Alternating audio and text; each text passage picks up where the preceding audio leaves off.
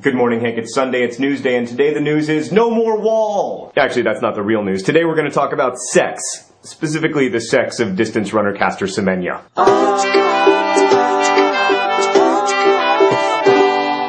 So Hank, Caster Semenya is an 18-year-old South African runner who burst out of nowhere to win the 800-meter race at the World Championships in Berlin. And then several of her competitors said that Semenya had a distinct advantage in the women's 800-meter race, the advantage of not being a woman. So this poor 18-year-old had to undergo a gender test. And it's now being widely reported that Semenya may have an intersex condition, specifically androgen insensitivity syndrome. Androgen insensitivity syndrome is this thing where chromosomally you may be a woman, but you have small, undescended testes. Now, Hank, before we go any further, I want to say that a lot of teenagers sometimes feel uncomfortable about their bodies, and they can be quite vulnerable to teasing. I just want everyone to take a moment to imagine how it would feel to have millions of people around the world discussing your internal testes. Hank, even though Caster Semenya is only 18, she's responded to all of this heroically by saying she's proud to be the person God made her, and she's proud of her achievements, and that she is a woman. Now, a lot of people will say that the complaints of Caster Semenya's competitors are just sour grapes.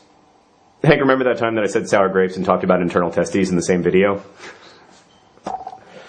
I love my job! But I would argue that the problem is not with Semenya or her competitors, but with sports itself. So Hank, we like to think of sex as an either-or proposition. You're either male or female. Even though about 1% of human beings are born neither male nor female, but with some kind of intersex condition. Hank, my friend Lauren McLaughlin wrote about all of this in a really interesting blog post, link in the sidebar. And she argued that sports is basically an attempt to remove ambiguity from the human condition. Like, one of the problems with the human condition is that no victory is ever final or assured, right? That's why you don't put a mission accomplished banner on your aircraft carrier. Being a person means never really knowing if you can celebrate. Like, a wedding is wonderful unless it leads to divorce. Winning the lottery is awesome unless it allows you to develop the cocaine habit you've always wanted. In life, all the things that we wish could be clear and unambiguous, like victory and love and sex, never end up being clear. Sports allows us to have that lack of ambiguity. So often when people win trophies in sports, they hold it up and say, "They can't take this away from us." They say that because in the non-sports world fraught with ambiguity, everything else can be taken away. You always hear sports guys say, like, sports is like life. But what we love about sports is that it's not like life. There's no room for ambiguity in sports. That's why we have photo finishes and instant replay, and that's also why sports will always be, while fun, kind of insufficient. Hank, it seems to me that the people who failed here are the administrators of the sport, who should have decided in advance whether Semenya would be eligible to compete. And as always in sports, we're gonna have to live with some dumb, arbitrary, but unambiguous rule. It's been widely reported that Semenya's testosterone levels fall within the range of normal for a woman, in which case she should be allowed to compete with women. But regardless, Hank, I for one will remember Caster Semenya's performance on and off the track as unambiguously heroic. Hank, you'll see me tomorrow.